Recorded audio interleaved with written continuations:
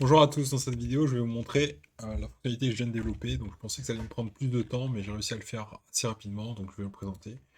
On arrive sur l'application, je suis connecté sur mon compte habituel, et quand je vais sur budget, maintenant, ce qu'on peut voir ici, c'est qu'on peut avoir les différentes catégories, donc loyer, crédit, donc c'est mes catégories à moi, donc les différentes catégories de dépenses avec leurs couleurs.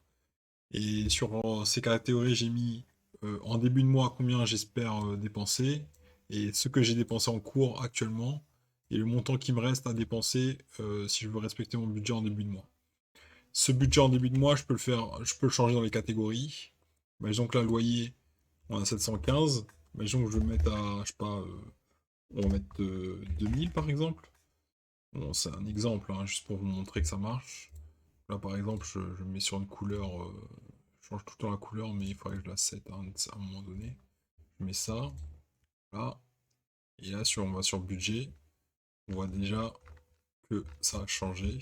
Donc voilà. Déjà sur le graphique, ça a changé. Et là, les dépenses, il nous reste 1290 sur les 610. Et ça, c'est pareil pour toutes les catégories. Il faut juste rentrer, par exemple, là, quand il y a 0 en début de mois, il faut juste le changer dans les catégories. Là, je vais juste remettre comme c'était. Donc je vais mettre 715. Et là, ici, je vais mettre une couleur, n'importe laquelle. Voilà, modifier, voilà. Voilà un peu à quoi ça ressemble. Euh, Donc, je suis assez fier de ça. Après, ce que j'ai réussi à faire aussi, c'est... là, par exemple, il y a euh, là, c'est pareil que ce graphique-là, en fait, ça, c'est les catégories en début de mois et en cours. Donc, ça, c'est en cours et ça, c'est en début de mois. Donc là, en début de mois, j'espère 300. Et là, j'ai déjà dépensé, j'ai dépensé en resto 417, mais ça doit être un autre mois, ça doit être le mois d'octobre ou un truc du genre. On va essayer de mettre octobre. On va voir. Octobre, voilà, ça c'est le mois d'octobre, ouais. Donc resto, je pensais dépenser 300 et j'ai dépensé 417. Les cartes, j'ai dépensé 300. Je pensais avoir dépensé 300, j'ai dépensé plus. Courses, je pensais avoir dépensé 500, j'ai dépensé 213, donc c'est moins. Etc., etc. Et là, on voit mieux sur le graphique comment c'est fait. Ça, c'est pour le mois d'octobre. Et là, on voit toutes les dépenses, ça c'est tous les mois. Donc là, par exemple, j'ai réussi à mettre les dépenses par catégorie et les couleurs des catégories ici. Là, on voit loyer. Donc si on regarde loyer, c'est stable. Et là, on peut voir, bon, là, cette couleur-là, c'est quoi? Bah, c'est ça, les épargnes, c'est stable. Ensuite, on peut voir que les transports, c'est stable aussi. Transport, attends, transport, il y en a plusieurs qui ressemblent à transport, donc les transports, c'est plutôt, oui, c'est ça. 85, 85.